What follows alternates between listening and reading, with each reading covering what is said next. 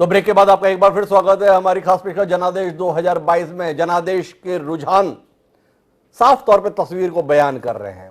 साफ तौर पर दिख रहा है कि पंजाब में आम आदमी पार्टी की प्रचंड बहुमत की सरकार और बाकी 4 राज्यों में भारतीय जनता पार्टी की स्पष्ट बहुमत की सरकार। बाकी सब लोगों के लिए केवल इंतजार, और ऐसी इंतजार की घड़ी के अंतर्गत हमारे साथ में भारतीय जनता पार्टी के 2 दिग्गज जुड़े हुए हैं। रामविचार नेताम जी, सामान्य सांसद, वो हमारे साथ थे ही। अभी हमारे साथ में डॉक्टर अनिल जैन जुड़ रहे हैं दिल्ली से। भारतीय जनता पार्टी के पूर्व राष्ट्रीय महामंत्री डॉक्टर अनिल जैन हमारे साथ में। उत्तर प्रदेश में बड़ा पसीना बहाए डॉक्टर अनिल जैन साहब। इसके बावजूद भी 40 सीटें कम हो गई जो सब 313 सीटें थी। अभी रुझान बता रहे हैं 265-70। कहां कमी रह गई? कौन नाराज हो गया? थोड़ा अप्रत्याशित सवाल है। लोग बधाई की बात कर रहे हैं, हम उल्टा सवाल कर रहे हैं, पर क्या करें, फितरत से मजबूर हैं। वो तो ठीक है लेकिन ये बिल्कुल भारतीय जनता पार्टी के लिए जश्न का समय है। 5 राज्यों में से 4 राज्यों में भारतीय जनता पार्टी की सरकार बन रही है। 80% रिजल्ट के साथ भारतीय जनता पार्टी माननीय नरेंद्र मोदी जी के नेतृत्व में देश में अपना परचम फिर से लहरा रही है। एक बात जी। जहां तक उत्तर प्रदेश का सवाल है, उत्तर प्रदेश में तमाम सारे आप मीडिया के बंधु, हमारे सब मित्र, और ये खींच मच रही है। आपने भी मुझे बात करी थी कि उत्तर प्रदेश में सरकार बनाने के लिए आपको मोदी जी लगे हैं, केंद्रीय मंत्रिमंडल लगा है। ये तो हमारी फितरत है, हम ऐसे ही चुनाव लड़ते हैं। हमने तब भी कहा था कि, और आपको लग रहा था कि ये सरकार बन पाएगी कि नहीं बन पाएगी, तो इतनी स्पष्ट मैंने कहा था बहुत अच्छी बहुमत के साथ हमारी सरकार बनेगी। और आप देख रहे हैं वो 268 सीट आना, ये बहुत बड़ी बात है, बहुत अच्छी बात है। करीब करीब 2/3 बहुमत की तरफ हम बढ़ रहे हैं। इससे अच्छा और क्या होगा? देखिए, आप बहुत अच्छा बढ़ रहे हैं वो तो ठीक है, पर जिनको आप आतंकियों का हमदर्द बताते थे, जिनको दंगाई बताते थे, जिनको तमंचावादी बताते थे, वो भी बहुत अच्छा बढ़ गए डॉक्टर साहब। 122, 125, 128 समाजवादी पार्टी की इतनी सीटें आना माथे पर कितनी लकीरें ला रहा है आपके? नहीं, देखिए, लकीरों का विषय नहीं है। मैंने आपको ध्यान है कि अलग से बातचीत में मैंने कहा था कि वो 100 से और 150 के बीच में मुश्किल पहुंच पाएंगे और हम 250 से ऊपर जाएंगे। मैं बहुत ज्यादा 325, 340, तब आपने मुझे कहा था कि वो तो कह रहे हैं वो 400 आएंगे। मैंने कि वो 80% वो बात कर रहे हैं शेख चिल्ली वाली। 403 में से 400 वो आ जाएंगे और 3 में एक बसपा, एक कांग्रेस, एक भाजपा को दे देंगे, जैसे वो कृपा कर रहे हो। और आपको ध्यान है वो इंटरव्यू कुछ दिन पहले ही था, 7-8-10 दिन पहले, और तब भी मैंने कहा था कि हम स्पष्ट और अच्छी, मैंने कहा ज्योतिषी नहीं हूं, सीट नहीं कह सकते कितनी आएंगी, लेकिन बहुत अच्छे बहुमत के साथ हम सरकार बनाएंगे और वो 150 से अंदर के अंदर सिमट जाएंगे। तो वो आपको दिख रहा है। इसलिए कोई हमने राजनीतिक ज्योतिषी का नहीं बल्कि जमीनी आकलन आपसे शेयर किया था, वो आपके सामने है। जमीनी आकलन था या मैनेजमेंट था? कल से समाजवादी पार्टी के लोग वो ईवीएम की तस्वीरें, वीडियो बता रहे थे। क्या मैनेजमेंट चल रहा है? अभी तक आया नहीं उनका बयान। मैनेजमेंट सफल हो गया ऐसा कोई बयान आया नहीं है, पर क्या हुआ था? दिल्ली खंबा नोचे। अगर ईवीएम की ताकत से हम जीतते होते तो हम छत्तीसगढ़ भी जीतते, हम राजस्थान भी जीतते, हम मध्य प्रदेश भी जीतते, और 4 में से 3 राज्य हम उस समय, और लोकसभा चुनाव से जस्ट पहले की बात थी तो हम वैसे भी जीत सकते थे। ये जो समय समय पर जब जीत उनकी है तो जनता ने जिताया, उनकी मेहनत ने जिताया, उन लोगों ने जिताया, और हारते हैं तो ठीकरा ईवीएम पर, मैनेजमेंट पर इस पर छोड़ते हैं।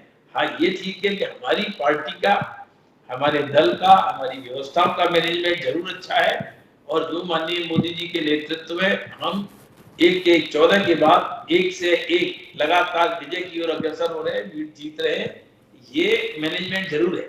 पार्टी का मैनेजमेंट हो, सरकारों का मैनेजमेंट हो, नीतियों का मैनेजमेंट हो, जनता की भलाई का मैनेजमेंट हो, government for the people, of the people हो, इसको चरितार्थ करने का हो, सर्वे भवन्तु सुखिनः सर्वे सन्तु निरामया का हो, ये सब मैनेजमेंट जरूर किए हैं और इस मैनेजमेंट पर हमें गर्व है। हम तो अपना जो ये इतना मैनेजमेंट आप किए डॉक्टर साहब, केशव प्रसाद मौर्य को लावारिस क्यों छोड़ दिए? उनके संदर्भ में मैनेजमेंट कहाँ चला गया? इन तमाम अच्छी खबरों के बीच में केशव प्रसाद मौर्य पीछे चल रहे हैं। योगी आदित्यनाथ को चुनौती दिया करते थे, अगला मुख्यमंत्री योगी आदित्यनाथ ही होंगे, ये कोई जरूरी नहीं है, ऐसा कहा करते थे। कीमत चुका रहे अपने बयानों की केशव प्रसाद मौर्य। हर सीट का अलग अलग समीकरण जरूर होता है और वहाँ ये हमें कोई बहुत मुगालता नहीं है, हमें वहाँ थोड़ी कठिनाई दिख रही थी, लेकिन आपको मैं फिर भी कह रहा हूँ कि वो सीट हम कम मार्जिन से सही जीतेंगे। इस भरोसे की वजह, ऐसा कौन सा मैनेजमेंट कर रखा है जिसमें आपने कहा है कि रुझान बता रहे लगातार पीछे जाए? क्या मैनेजमेंट किया है डॉक्टर साहब? कभी पीछे देखो, मैं लगातार सीट की जानकारी में हूँ, कभी 500 से 1000 से आगे, कभी 500 1000 से पीछे। जी, बड़ा डिफरेंस नहीं है, जैसे हरीश रावत 9000 से पीछे थे, वैसा डिफरेंस नहीं है। तो हमें उम्मीद है कि हम कम मार्जिन से सही लेके जीतेंगे। कम मार्जिन से सही लेकिन हम जीतेंगे। उत्तराखंड में क्या हुआ? उत्तराखंड में तो परंपरा रही है, एक बार कांग्रेस एक बार भाजपा। आपको स्वयं भी भरोसा नहीं था, खुद ही अपने हाथों से 2 मुख्यमंत्रियों के सर कलम आपने किए हुए थे। जिस तीसरे को भी बनाया वो भी अभी हाँफ रहे हैं अपने आप को जिताने के लिए, पर फिर भी पार्टी जीत रही है। कौन सा मैनेजमेंट रहा डॉक्टर अनिल जैन साहब? देखिए ऐसा है सुधांशु जी, सॉरी हिमांशु जी, आपको मैंने पिछली बार उत्तराखंड के संदर्भ में भी बात करी थी कि उत्तराखंड में हम ये नहीं कह सकते कि हम 57 और 60 सीट आएंगे, लेकिन 40-42 सीटों के साथ हम भारतीय जनता पार्टी की सरकार बनाएंगे उत्तराखंड में। ऐसा उत्तराखंड का वातावरण बना है। निश्चित है कि धामी जी के आने के बाद उत्तराखंड में जो भारतीय जनता पार्टी का उत्तरोत्तर ग्राफ जो गिर रहा था उसमें रुकावट भी हुई है और उन्होंने सभी बड़े नेताओं को अपने को छोटा बनाकर सबको साधा भी है और जनता के बीच में भी एक यंग, डायनेमिक और डिलीवरेबल मुख्यमंत्री की छवि बनाई है।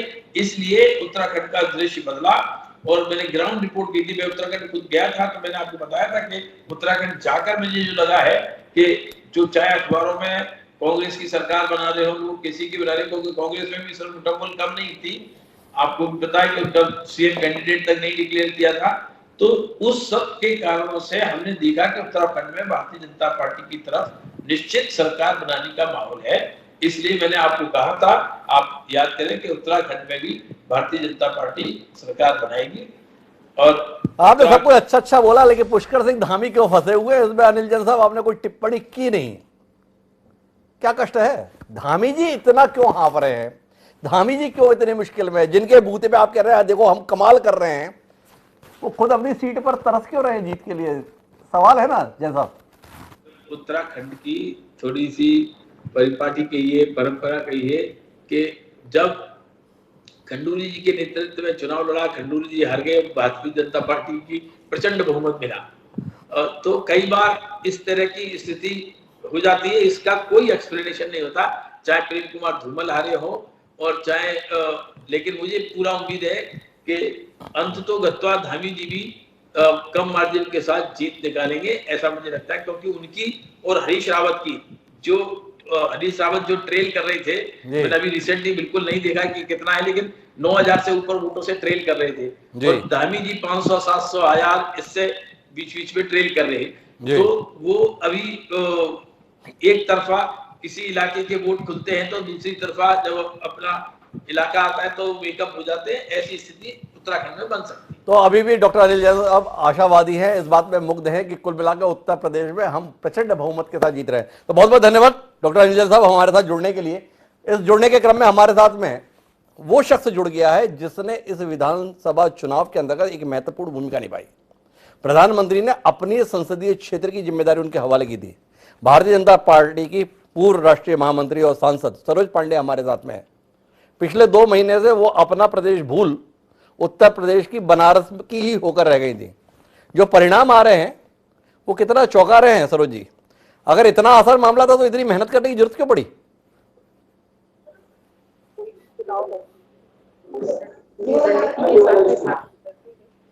और हमने मजबूती के साथ में मैदान में काम किया। प्रधानमंत्री जी ने उस क्षेत्र का प्रतिनिधित्व किया हुआ है, पूरे देश का प्रतिनिधित्व तो कर ही रहे हैं। लेकिन जिस प्रकार के परिणाम आ रहे हैं वो बहुत सुखद है, मैं ऐसा मानती हूँ। और जनता ने दोनों हाथ से आशीर्वाद दिया है। प्रचंड बहुमत के साथ में हम पुनः सरकार बनाने जा रहे हैं। उत्तर प्रदेश के इतिहास में ये बड़ी बात है। प्रचंड बहुमत से सरकार बनाने जा रहे हैं, ये तो सामने दिख रहा है, पर क्यों बनाने जा रहे हैं? ऐसा क्या कर दिया जिसके चलते जनता ने दूसरा विकल्प चुनना नहीं चाहा? आप वहां पर रहीं, क्या कुछ ऐसा महसूस किया जिसके चलते ऐसा परिणाम है, या चौंका रहा है आपको ये परिणाम कि खामखा में इतनी मेहनत कर रहे थे, परिणाम जब इतना अच्छा आना था? मेहनत तो करनी ही पड़ती है, चाहे वो कोई भी क्षेत्र हो। प्रधानमंत्री जी का जिस प्रकार का कार्य योजना रही, उस कार्य योजना के साथ साथ वो सभी रणनीतियां, और प्रधानमंत्री जी ने क्षेत्र की जनता के लिए जो काम किए, जिस प्रकार से देश में लोगों का विश्वास बढ़ा है भारतीय जनता पार्टी पर, वहां पर हमारी तमाम चीजें जनता के मन में उतरी और विशेष तौर पर महिलाओं का बहुत बेहतर प्रतिसाद मिला है। एक बात जानना चाहूंगा कि कुल मिलाकर उत्तर प्रदेश का जो परिणाम है सरोज जी, ये योगी आदित्यनाथ के सुशासन के प्रति जनादेश है या प्रधानमंत्री नरेंद्र मोदी के प्रति आकर्षण? क्या महसूस कर पाए आप, क्या है ये? नरेंद्र मोदी के प्रति पूरे देश का आकर्षण है और वो आकर्षण भी अपना काम करता है। मुख्यमंत्री योगी आदित्यनाथ ने जो काम किया, जिस प्रकार से वहां पर कानून व्यवस्था को लागू किया, उसके प्रति भी लोगों का प्रतिसाद है और उस प्रतिसाद के कारण भी निश्चित तौर पर लोगों में एक विश्वास पैदा हुआ और ईमानदार सरकार जो भारतीय जनता पार्टी ने भी, लोगों का उस पर भी विश्वास हुआ। इसके साथ ही साथ जो गरीबों की सरकार ने जिस प्रकार से कोरोना के काल में व्यवस्था की, वहां पे लोगों को भोजन की व्यवस्था की, लोगों को जिस प्रकार से 2 महीने में 2 बार राशन मिल रहा है, ये सब चीजें भारतीय जनता पार्टी की वोट में तब्दील हुई। जी, अभी आप जो जनादेश के संदर्भ में व्यक्त कर रहे हैं, भाजपा को योगी आदित्यनाथ पे इतना अविश्वास क्यों था? यह सवाल इसलिए है कि जिस तरीके से ड्यूटी लगाई गई, अमित शाह एक क्षेत्र विशेष के प्रभारी, जेपी नड्डा राष्ट्रीय अध्यक्ष फिर भी एक क्षेत्र के प्रभारी, आज समेत तमाम दिग्गज नेता 6 प्रभारी, इतनी सारी जमावट क्यों करनी पड़ी? कहां अविश्वास था योगी आदित्यनाथ के संदर्भ में पार्टी को कि लगा कि जब तक राष्ट्रीय नेतृत्व नहीं लगेगा बात नहीं बनेगी? अविश्वास नहीं, ये भारतीय जनता पार्टी की रणनीति है। भारतीय जनता पार्टी का संगठन हर जगह पे मजबूती के साथ में काम करता है और केवल उत्तर प्रदेश नहीं, बाकी राज्यों में भी वहां पर लोगों की एक बड़ी टीम ने काम किया, संगठन के नेताओं ने काम किया और सभी लोग मिलजुल कर मजबूती के साथ में चुनाव लड़ते हैं। हमारे नेता का आकर्षण है, हमारी सरकार की काम काज की योजनाएं हैं और हमने जिन योजनाओं को नीचे तक उतारा है वो जनता तक भली पहुंची है। उसे वोट में तब्दील कराने की जिम्मेदारी संगठन की होती है और संगठन ने इस काम को बखूबी भी किया है। एक और सवाल जो आपसे जानने का है, 4 राज्यों में भाजपा चमत्कारिक प्रदर्शन कर रही है, सब तरफ जीत रही है, स्पष्ट बहुमत के साथ जीतती दिख रही है, पर पंजाब जहां पर नए प्रयोग भाजपा कर रही थी, कैप्टन अमरिंदर सिंह का साथ लिया, इतने बड़े स्तर पर चुनाव लड़ा, प्रधानमंत्री जी ने स्वयं मेहनत की, जीतना तो दूर की बात है, लड़ने की स्थिति में भी नहीं आई। इसके संदर्भ में कोई टिप्पणी करेंगे सरोज पांडे जी? पंजाब की परिस्थितियां एकदम अलग थी। पंजाब की परिस्थितियों पर कोई टिप्पणी करना अभी उचित नहीं होगा, लेकिन जिस प्रकार की परिस्थितियां थी उसमें भारतीय जनता पार्टी ने अपनी उपस्थिति दर्ज कराई है, ये बड़ी बात है।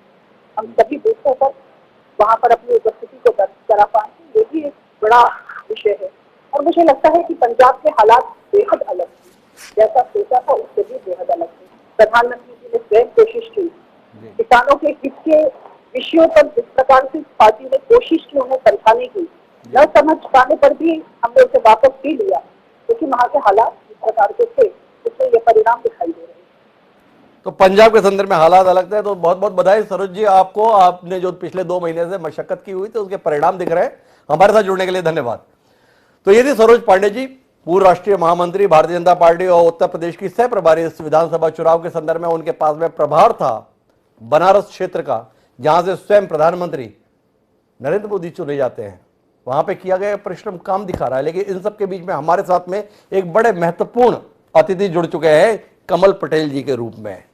किसान आंदोलन के दौरान किसान कानूनों के समर्थन में सबसे मुखर आवाज रही थी कमल पटेल जी की। क्या कहते हैं कमल जी, अब जो परिणाम आए हैं इसके आधार पर किसान आंदोलन कुछ काम किया, नहीं किया? किसानों की अपील कुछ काम आई, नहीं आई?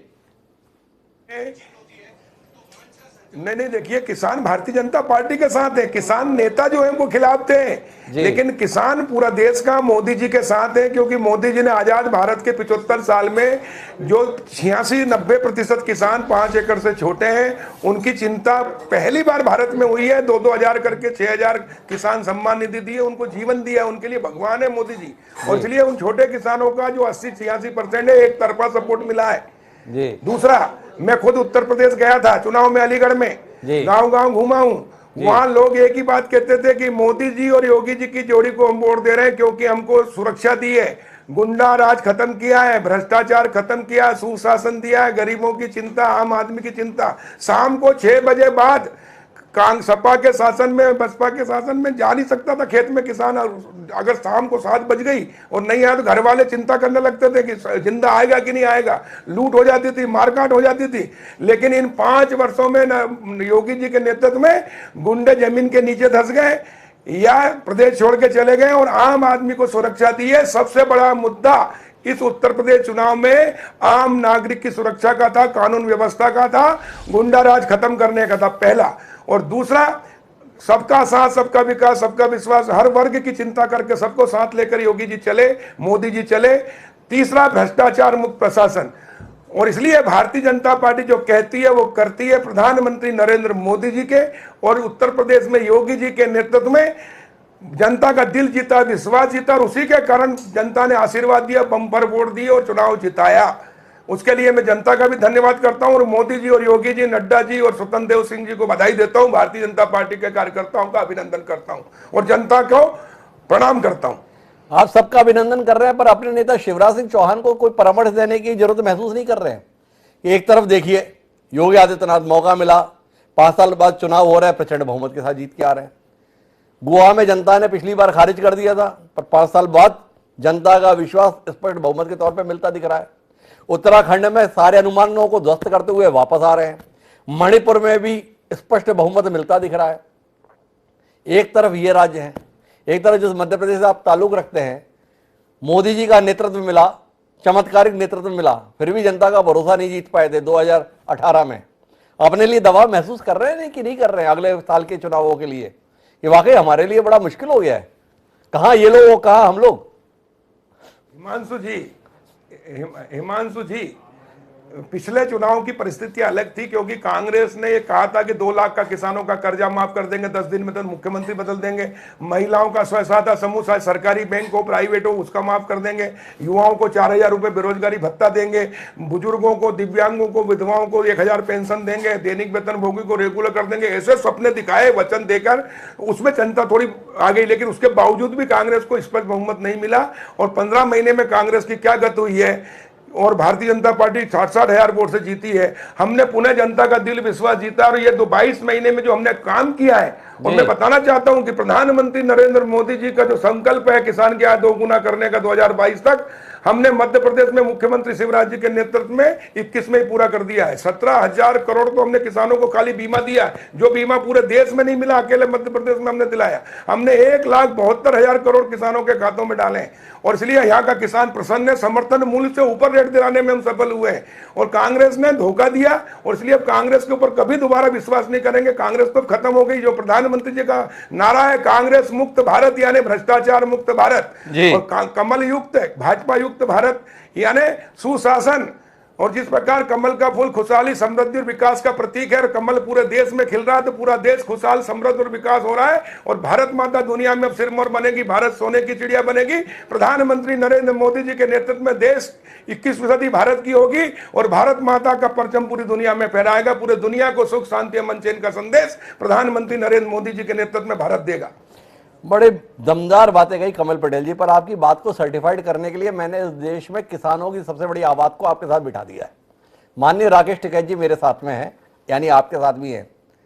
तो राकेश टिकैत जी मध्य प्रदेश के कृषि मंत्री है, कमल पटेल जी आपके साथी हैं। उनका कहना है 2022 में आय दुगनी करनी थी किसानों की, 2021 में चमत्कार कर दिया मध्य प्रदेश में। तो आपके पास जानकारी आ गई है, सहमत है कमल पटेल जी के इस दावे से? पहला सवाल।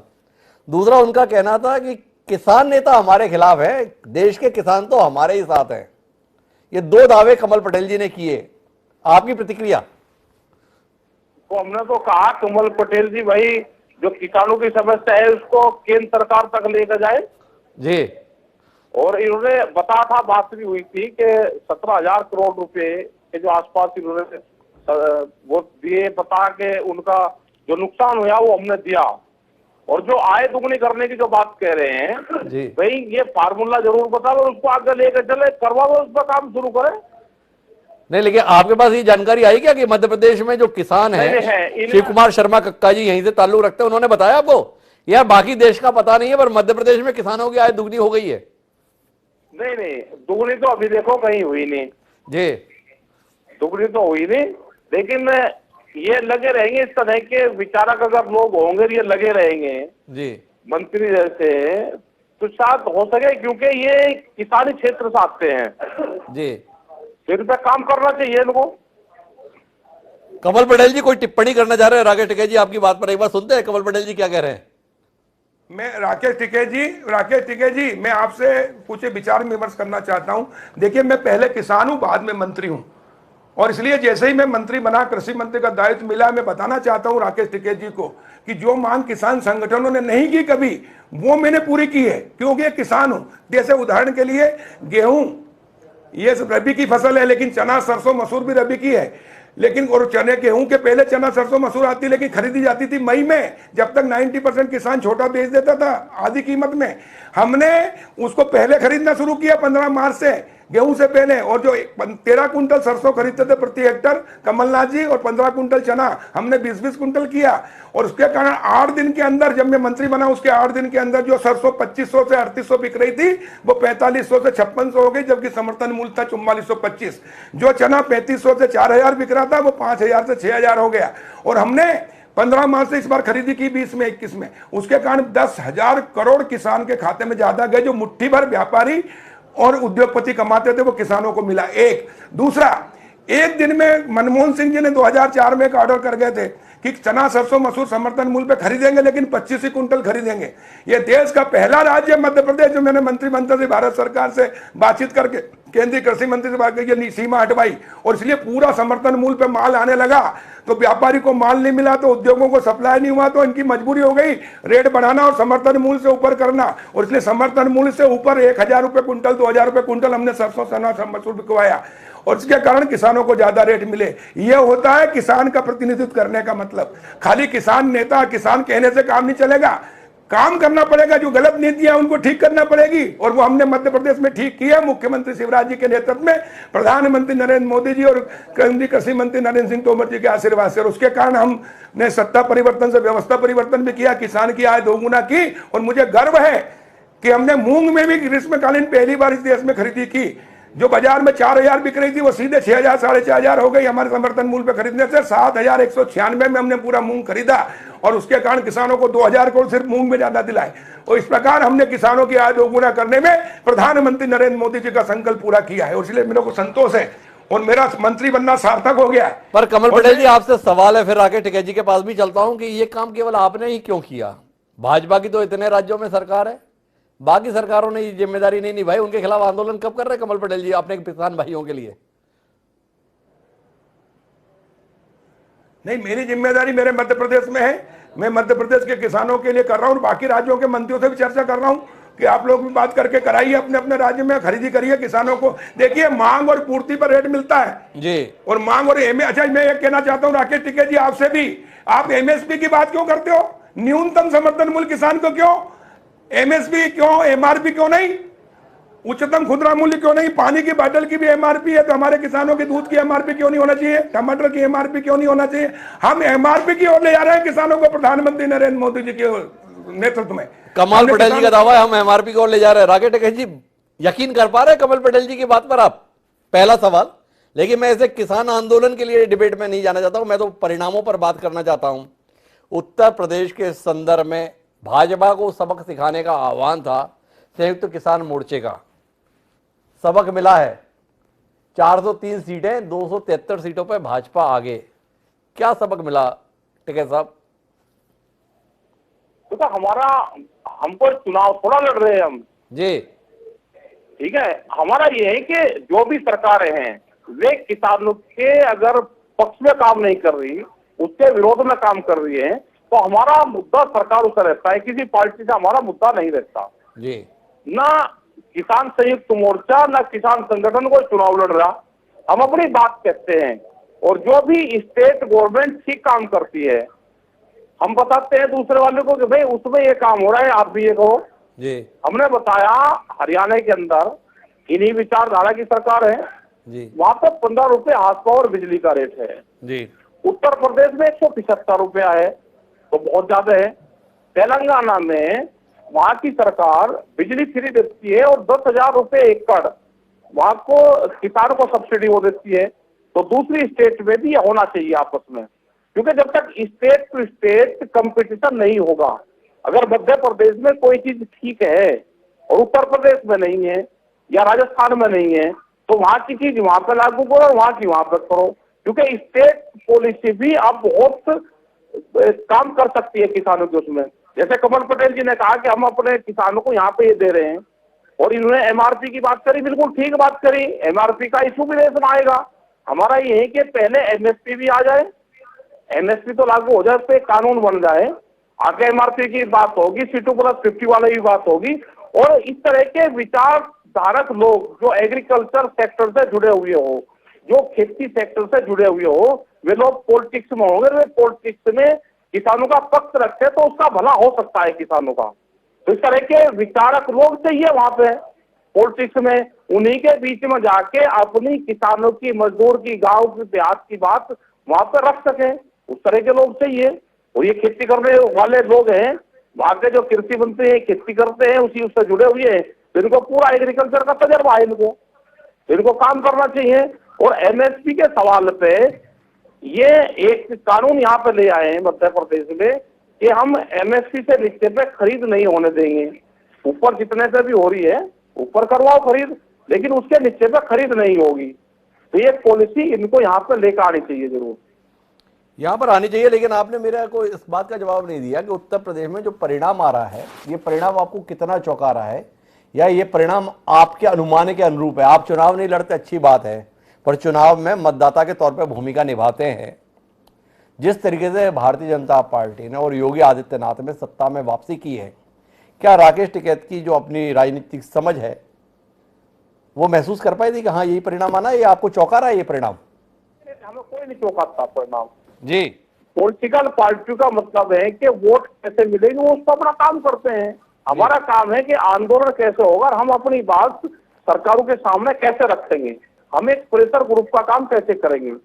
और यहाँ पे उत्तर प्रदेश में या जहाँ पे भी चुनाव हुए हैं, आज ये है कि सब पॉलिटिकल पार्टियों ने अपने घोषणा पत्र में किसान को टच किया है, उन्हें किसान की बात उसमें रखी है। अब जिसकी भी सरकार बनेगी उस पर काम करें, हमारा यही तो काम है। हम कोई चुनाव थोड़ा लड़ रहे हैं जी कि हम चुनाव लड़ रहे हैं, हमारी हार जीत हमारी हो रही है। भाई हमारा मकसद है कि आंदोलन किया, अपनी बात रखी, पॉलिटिकल पार्टी ने अपने एजेंडे में किसान एजेंडे को शामिल करा, और जब अगर उसकी सरकार आती है तो जो उसने लिखत पढ़त में कहा उसको पूरा करें जी। ये हम कह रहे हैं। इस अनुमान के साथ में पंजाब में आपके साथी छुट्टी पर गए थे, ये आम आदमी पार्टी की जो सफलता आई है टिकैत साहब, आपके साथियों की छुट्टी पे जाने का नतीजा है या कुछ और है? ये भी गलत धारणाएं हैं।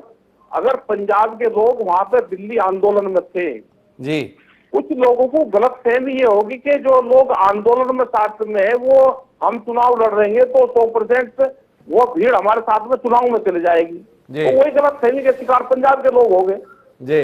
वहां पे सारी पॉलिटिकल पार्टियों के लोग उस आंदोलन में थे, क्योंकि जो आंदोलन में लोग आते हैं वो कोई नोटा दबाने वाले नहीं आते कि नोटा वाले आते हैं वो चुनाव में किसी को वोट नहीं देते।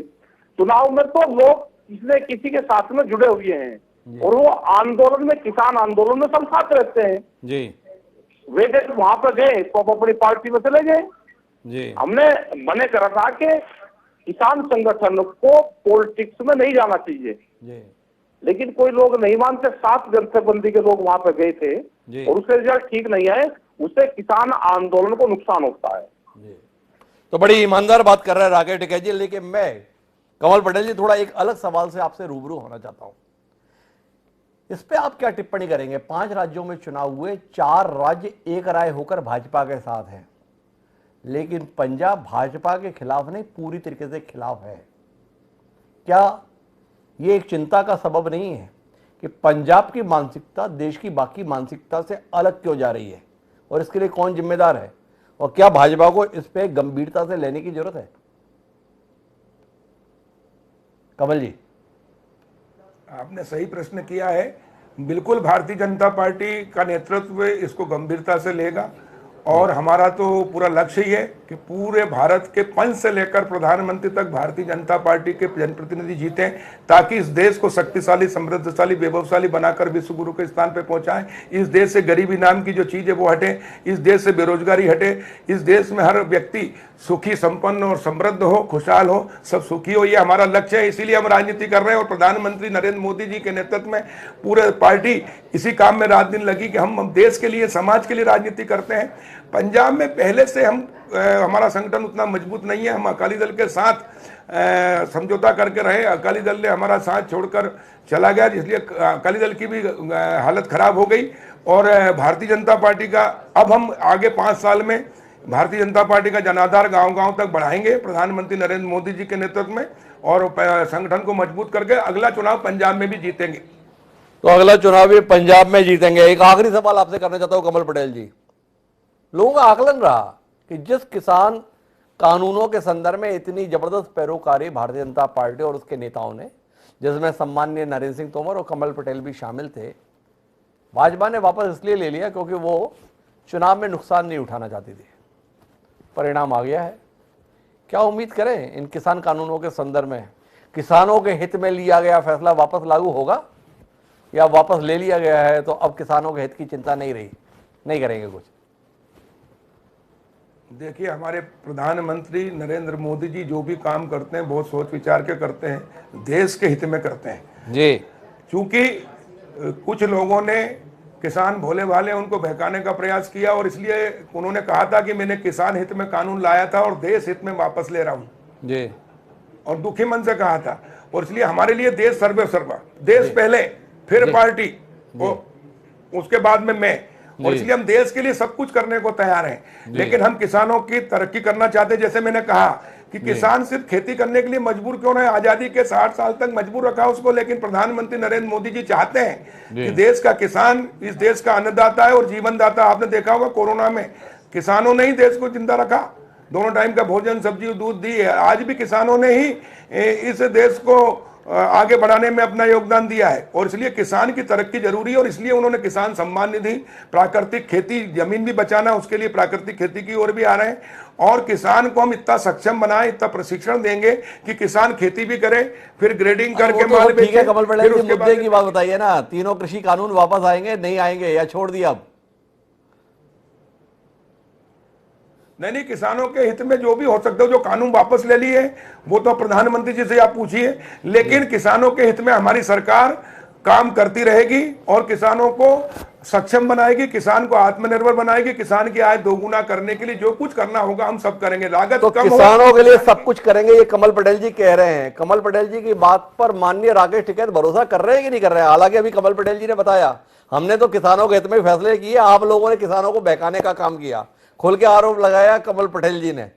राकेश टिकैत जी पर ना हो, पर किसान आंदोलन के नेताओं पर है, और नेता तो राकेश टिकैत भी थे। तो ये भरोसा कर रहे हैं, कमल पटेल जी कह रहे हैं जो भी संभव होगा किसानों के हित में करेंगे। हम ये कह रहे हैं कमल पटेल जी को 3 कानूनों में क्यों जा रहे जी?